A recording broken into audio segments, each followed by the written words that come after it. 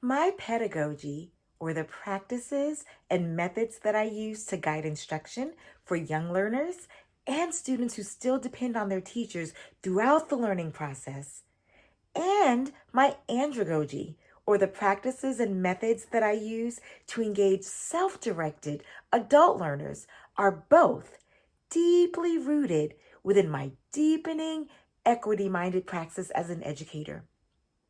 The varied and intersecting aspects of my identity compel me to align my pedagogy and my andragogy with the culturally relevant pedagogy as popularized by Dr. Gloria Ladson Billings, which is guided by the following three tenets. 1. My students must experience academic success from my methods and practices.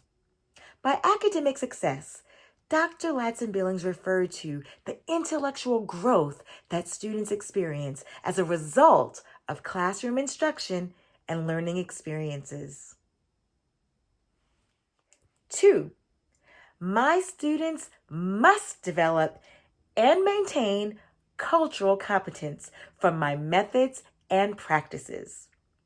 By cultural competence, Dr. Ladson Billings described the cultural integrity that is experienced when students learn to appreciate and celebrate their culture of origin while gaining knowledge of and fluency in at least one other culture.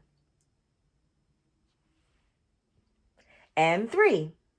My students must develop socio-political consciousness through which they challenge the status quo and current social order.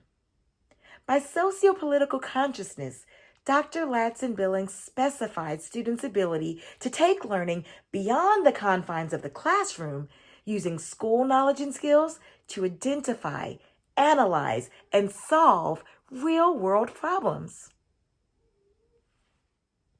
The varied and intersecting aspects of my identity also compel me to align my pedagogy and andragogy with Dr. Django Paris's remix of Dr. Ladson Billings' seminal construct of culturally relevant pedagogy, now widely known as culturally sustaining pedagogy, whose two most important tenets compel me to legitimate the plural and evolving nature of my students' identity and cultural practices within the classroom space, and to embrace my students' counter-hegemonic potential within what are too often culturally incongruent hegemonic academic spaces.